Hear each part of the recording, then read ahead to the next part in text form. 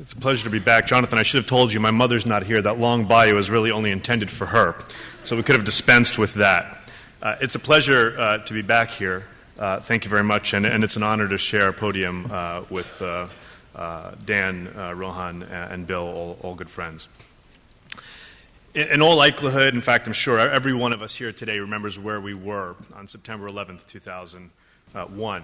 I was working at the FBI at the time, but actually that morning I was at home. Just got the kids out the door to go to school, sitting at my computer to try and crank out the end of a chapter of a very, very long overdue PhD dissertation. But as you probably heard from reading the 9/11 Commission report, the weeks, indeed months, even the year at least before 9/11 was a very, very busy one. Starting with the advent of the Second Intifada, the bombing of the USS Cole, there was a tremendous amount of chatter of the type that tells you that something is in the offing and not really enough to enable you to do a whole lot of tangible things to prevent it, at least in the months before. So I had worked with my supervisor many, many months in advance to clear everything off my plate and to take a day off to dedicate a full 8 hours of work on my dissertation.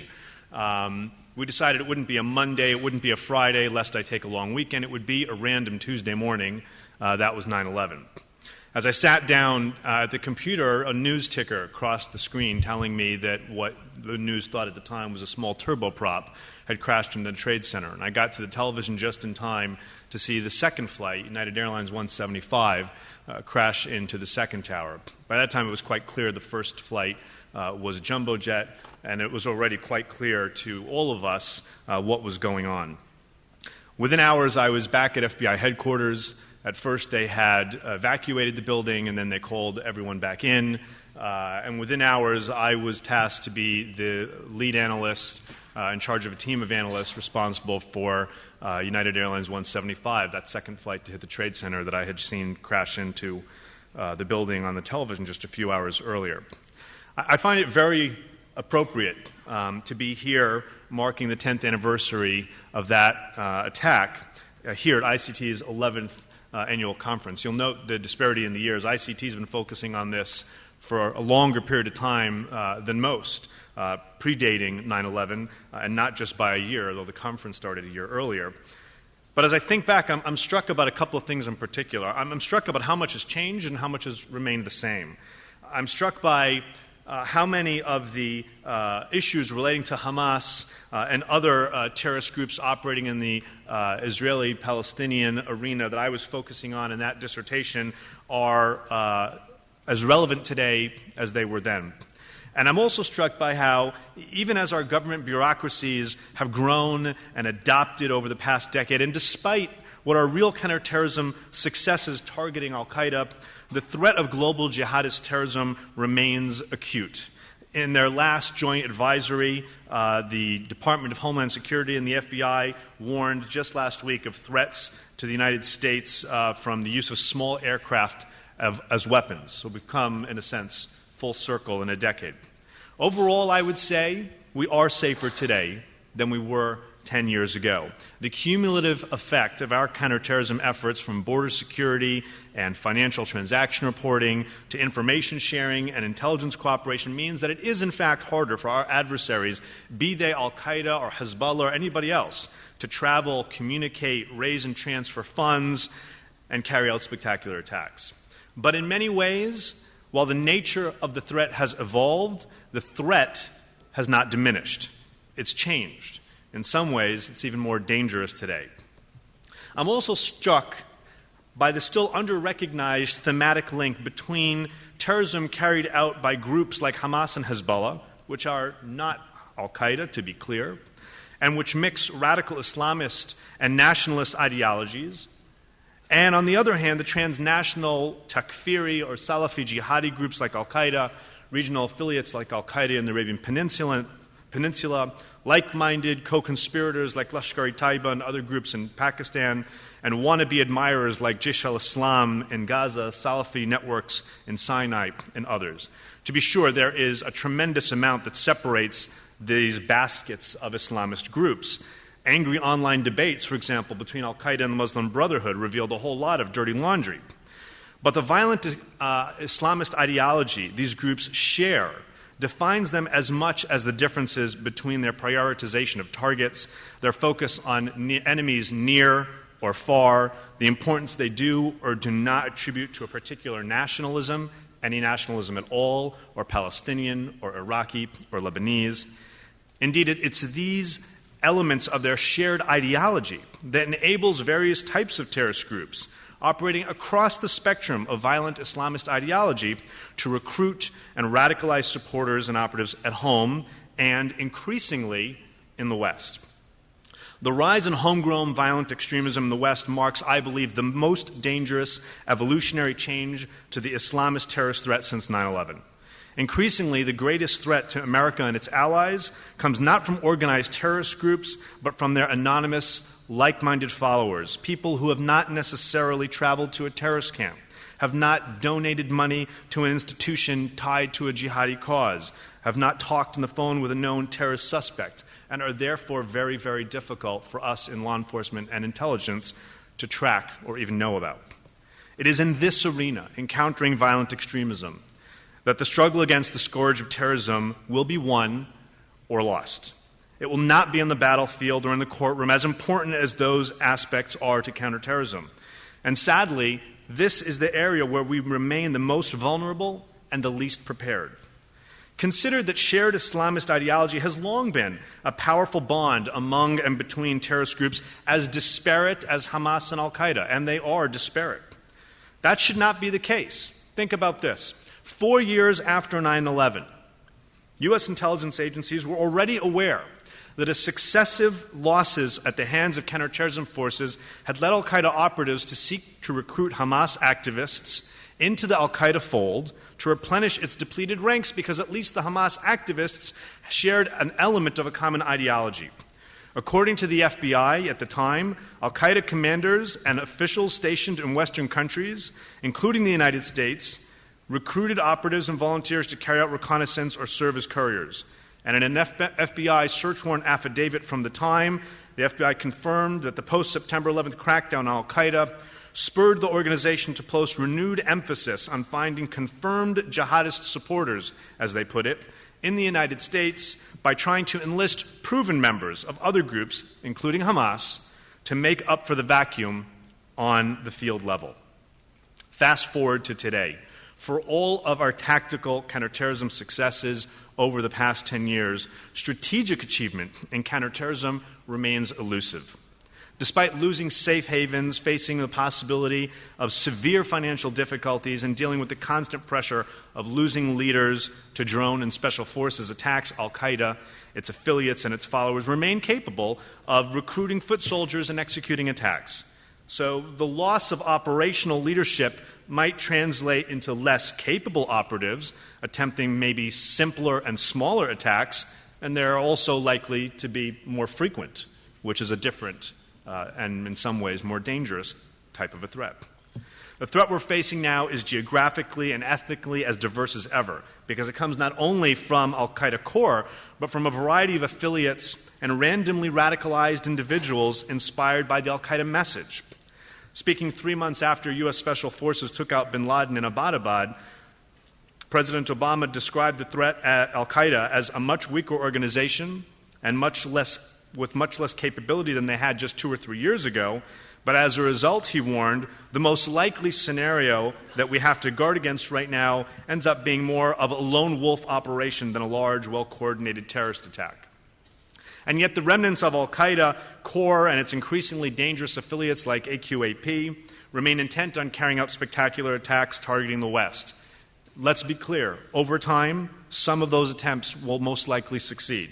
Consider, for example, that Faisal Shahzad's Times Square bombing, an operation tied to Tehrik-e-Taliban, which had not yet targeted the West, was not foiled, it just failed. And there's a whole list of others we can list in that category as well. 10 years after 9/11, law enforcement and intelligence agencies grapple with the challenges presented by the need to engage in robust counter-radicalization efforts while protecting basic freedoms at home. Today, according to the FBI's Assistant Director for Counterterrorism, the thousands of extremist websites promote violence to a worldwide audience predisposed to the extremist message. And more of these websites and U.S. citizens are involved in internet radicalization. To further complicate matters, the radicalizers creating this environment in which people are predisposed to extremist ideology are geographically and demographically diverse. Wrap your heads around this. He described seeing internet radicalization in the United States by individuals as young as 14 years old. What is law enforcement supposed to do with an extremely accomplished, a really dangerous 14-year-old girl radicalizing people online? What makes these homegrown violent extremist subjects most dangerous, he explained, is that they demonstrated the willingness to take overt operational steps, as well as the ability to procure the materials necessary to carry out their intentions. And so this is not just an issue of ideas. It has led, as you heard from earlier speakers, to actual attempts. Thankfully, most of them have failed.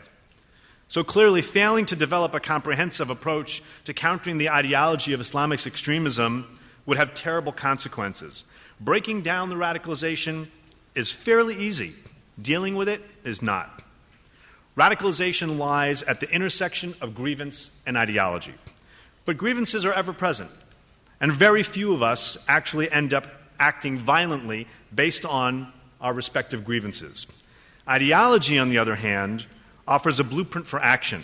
It mobilizes people for good or for bad, and therefore targeting the ideology, not in isolation, but as part of a comprehensive strategy, is absolutely critical.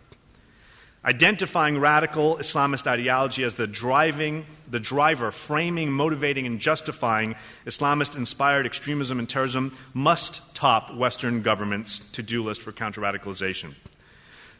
I knew I was going to be on the panel with Ambassador Patterson, who's a good friend, so I chose an Australian example to show how governments are realizing this. The small number, but growing number, of Australians making contact, training, and engaging with violent extremists in the Middle East and Somalia in particular led the Australian government's Department of Foreign Affairs and Trade, of which the ambassador is a leading part, to conclude, and I quote, that the increased terrorist involvement of Australians underscores the need to align our international approach with domestic activities, especially in the area of countering violent extremist views in at-risk communities. And I applaud you for that. But even as governments come to this conclusion, developing effective programs, especially at home, has proven difficult because Western governments, let's be blunt, are uncomfortable challenging an ideology, especially one that asserts a claim in religious terms. The radical narrative promulgated by Islamist ideology provides the intellectual basis for violence carried out in the name of Islam. This ideology, and not only the individuals acting on its tenets, must be the focus of our policies and actions. Moreover, counter-radicalization, I would argue, despite the excellent programs that Rohan has put in place in Southeast Asia and elsewhere, should not primarily focus on preventing persons already radicalized from carrying out an act of violence. At that point, those persons are the responsibility of law enforcement and intelligence. Our counter-radicalization efforts should focus on preventing people from being radicalized in the first place. And then we can deal with how to de-radicalize, disengage people who are in our jails. That's also important. But our primary immediate task has to be throwing a wrench into the system by which the next generation of people are being radicalized. To quote the U.S. State Department's coordinator for counterterrorism, Dan Benjamin, quite simply, we need to do a better job to reduce the recruitment of terrorists. Counter-radicalization involves two equal parts: addressing local grievances through efforts to integrate immigrant communities and contesting radical ideologies. At both ends of this spectrum, integration and counterterrorism efforts have been largely successful, and ideas abound on how to further improve their effectiveness. But this binary notion of community engagement on the one hand and sharp end-of-the-spear counterterrorism on the other elicit confusion in the bureaucratic level, certainly in the United States. On the one hand, agencies tasked with engagement focus almost exclusively on integration efforts and devote little time to contesting the extremist narrative, while the security agencies concentrate appropriately on preventing the next attack. Countering extremist ideology in the West ends up falling through the cracks between these two poles. The consequences of failure are not limited to domestic security issues alone. as governments around the world consider how to react to the uprisings across the Middle East, they do well to reread the British Prime Minister David Cameron's remarks in February at the Munich Security Conference. Cameron there cautioned that while Islam is not the problem, Islamist extremist ideology is. And as one moves along this spectrum of Islamist extremist ideology, you'll encounter both violent and nonviolent extremists. Both, Cameron stressed, and I concur, are cause for concern. And he explained, and I quote, "As evidence emerges about the backgrounds of those convicted of terrorist offenses, it is clear that many of them were initially influenced by what some have called nonviolent extremists, and then took those radical beliefs to the next level by embracing violence." And I'd argue, having been exposed to it, that the British intelligence and law enforcement services have, it's classified, but the most comprehensive database of people who have gone along this path of radicalization. So to conclude, I would just say that following 9/11, the obvious counterterrorism priority was to stop the next attack. And while there's no such thing as 100% success, we have, I think, truly remarkable tactical counterterrorism systems in place to do just that. We will not stop everything, but we will stop most. But 10 years on, it is clear that tactical counterterrorism, while absolutely necessary, is simply not enough. The good news is that it's well within our collective capabilities to counter extremist ideologies. The key is to complement our tactical counterterrorism innovations and successes with similarly creative and determined strategic counterterrorism efforts, targeting the radical Islamist ideology, which, absent a concerted effort on our collective parts, will continue to draw new recruits to Al-Qaeda and its ilk. Thank you very much.